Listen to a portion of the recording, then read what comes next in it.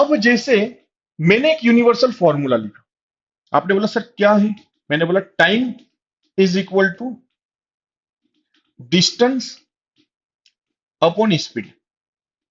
इस फॉर्मूले पर बेस मैंने कुछ चीज बनाई, मैंने एक यूनिवर्सल फॉर्मूला बनाया।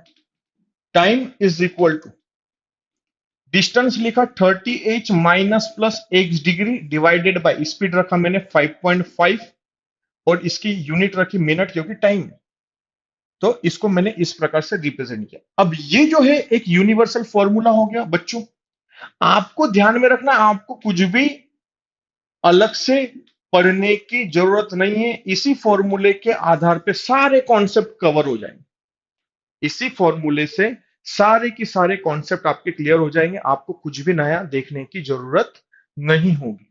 अब आपने बोला सर कैसे, चलो मैं टाइप नंबर फर्स्ट बताता हूं।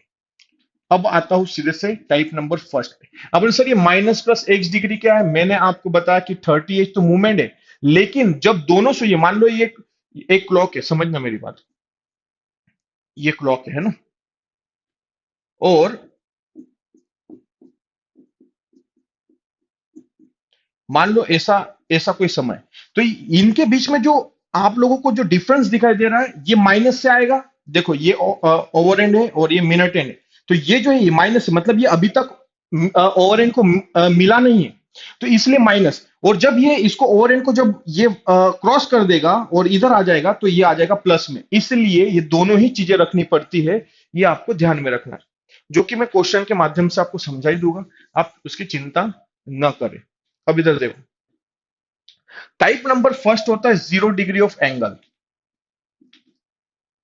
टाइप नंबर फर्स्ट क्या होता है, 0 डिग्री ऑफ एंगल। अब आप मुझसे 0 डिग्री ऑफ एंगल मतलब क्या, सवाल कैसा पूछा जाता है, मैंने बोला between 3 and 4 at what time the hand of the clock will meet to each other.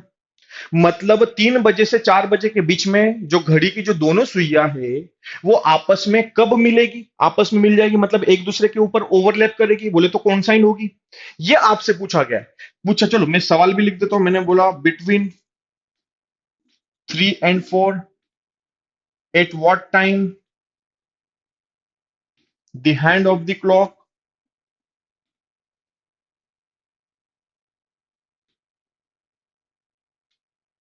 will meet to each other, या will make 0 degree of angle, या फिर will coincide to each other. जो मैंने अलग अलग शब्द बोले वो सभी एक ही। अब आपने बोला सर सबसे पहले तो ये देखते हैं कि 3 से 4 के बीच में बोला है, बिटवीन 3 to 4 या 3 and 4, between 3 to 4, generally 3 to 4 बोला जाता है वो, है ना, ये सभी बोल सकते हैं 3 to 4 भी, और कई बार 3 and 4 भी लिखा जाता है, उससे कोई प्रॉब्लम नहीं, 3 से 4 के बीच में ही उसने बोला है।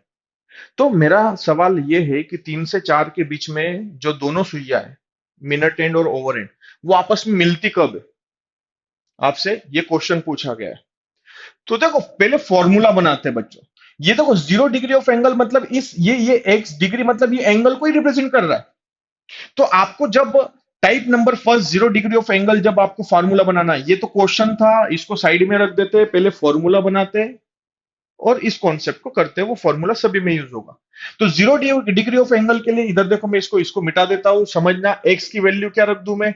आपने बोला सर एक्स की वैल्यू 0 डिग्री रख दो, तो फॉर्मूला क्या बन जाएगा, time is equal to 30h minus plus x की वैल्यू 0 डिग्री डिवाइडेड बाय 5.5, और ये हो गया आपका मिनट, ये आपका हो गया मिनट। अब आप कुछ सोचो, इस 30h के बाद में माइनस प्लस जीरो इसको नहीं भी लिखूंगा तो भी चलेगा, मतलब आपके सामने जो रिप्रेजेंट होगा वो क्या होगा, 30h डिवाइडेड बाय 5.5, और इसकी यूनिट हो गई मिनट।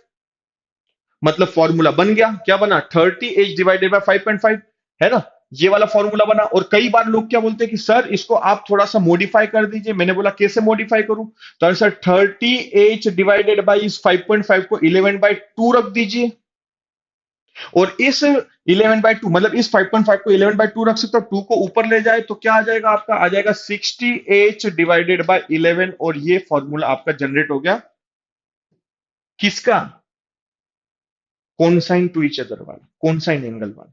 आया समझ में, मतलब 3 से 4 के बीच में जो दोनों सुइयों का जो फॉर्मूला बना वो ये बना। कैसे बना, आप बोलेंगे सर कितना सरल था, यूनिवर्सल फॉर्मूला था, आपने प्रत्येक घंटे में 0 डिग्री एंगल कब कब बनता है ये पूछा है, तो जीरो एंगल, एंगल एक्स का वैल्यू 0 रख दो। सर हमने कुछ नहीं किया, ये जो यूनिवर्सल फॉर्मूला रखा था इसमें एक्स की वैल्यू 0 रख दी, 0 रखा, नहीं भी लिखोगे तो ऐसे हो जाएगा, इस 5.5 को 11/2 रख दिया, 2 को ऊपर लेकर गया, और ये फॉर्मूला हमारा फाइनल हुआ। मतलब जब भी कोसाइन एंगल की बात करेगा तो हम लोग क्या रखेंगे, 60h/11, इससे हम लोग आसानी से निकालेंगे। अब सुनना मेरी बात, मुझे बताओ बिटवीन 3 to 4, यार घड़ी 3 से 4 की ओर घूमती कि 4 से 3 की ओर घूमती, आप उससे 3 से 4, मतलब एच की वैल्यू क्या रखेंगे हम लोग, 3 रखेंगे। एच की वैल्यू क्या रखेंगे, 3 रखेंगे। अब जरा समझना फॉर्मूला क्या है हमारे पास में, आपने बोला सर 60h/11 है, देखो 60h/11 और इसकी यूनिट है मिनट। चलो वैल्यू रखते, एच की वैल्यू क्या है, 3, चलो इधर देखना, 60 × एच की वैल्यू 3 है, ये 3 रखा, डिवाइडेड बाय 11, इसको सॉल्व करो। चलो 6 × 8 बोले तो 180/11।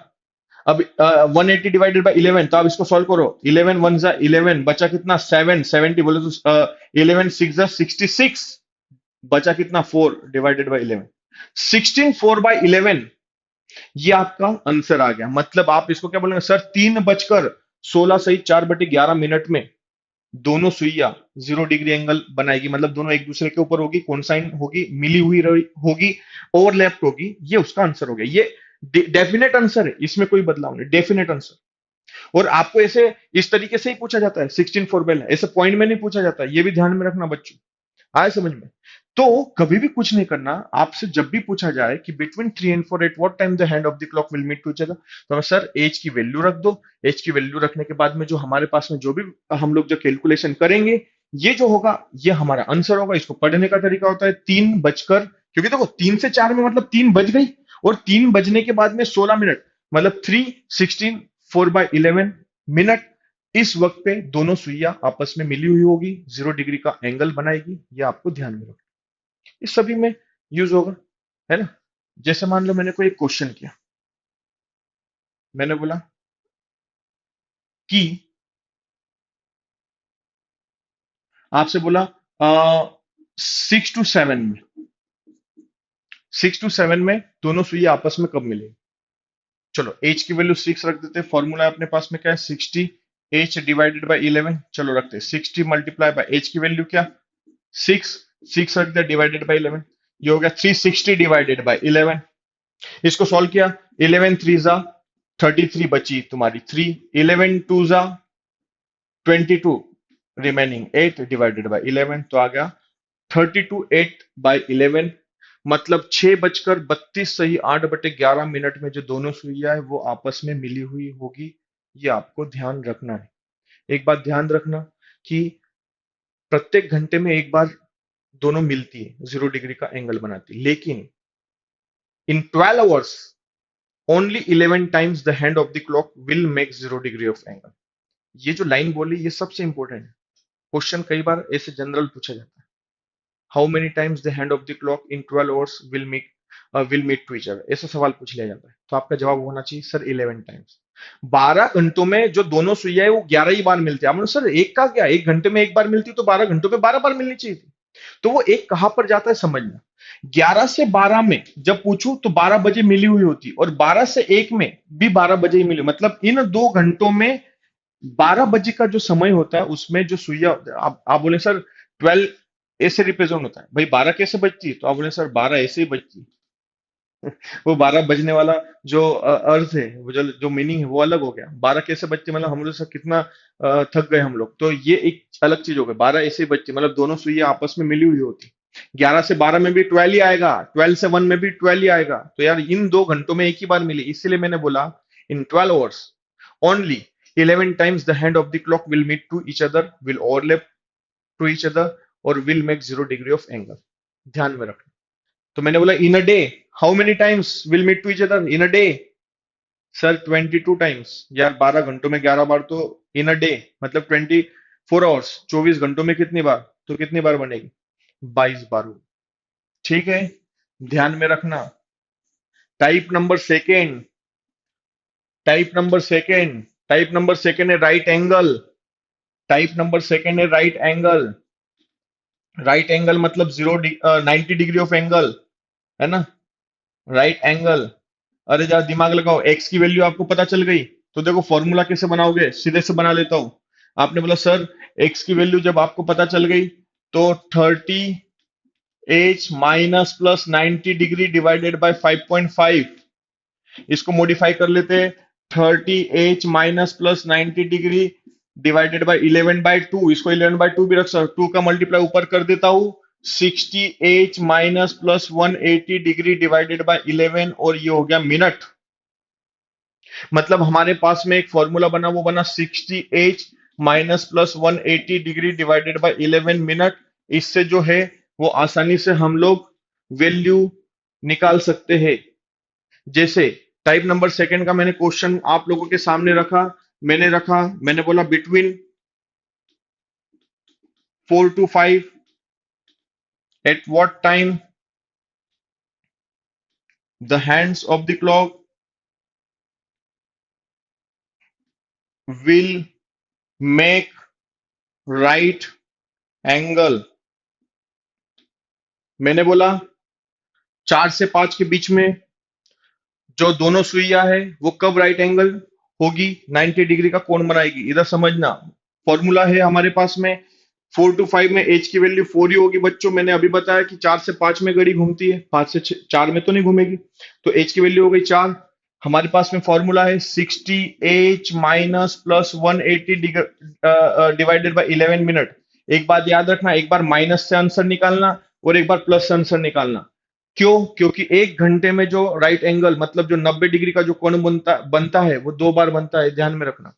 चलो 60, एच की वैल्यू रख देते मल्टीप्लाई बाय 4, एक बार माइनस से निकालते -180 डिग्री डिवाइडेड बाय 11, एक बार प्लस से 60, एच की वैल्यू 4, एक बार प्लस रखते 180 डिवाइडेड बाय 11, इसको सॉल्व करते। चलो ये हो गया तुम्हारा 6 चौक 24, बोले 240 में से 180 घटाओ, 240 में से 180 घटाए तो कितना आ गया तुम्हारा, 240 में से 180 घटा दो तो कितना है 60, 60/11, 60 डिवाइडेड बाई 11।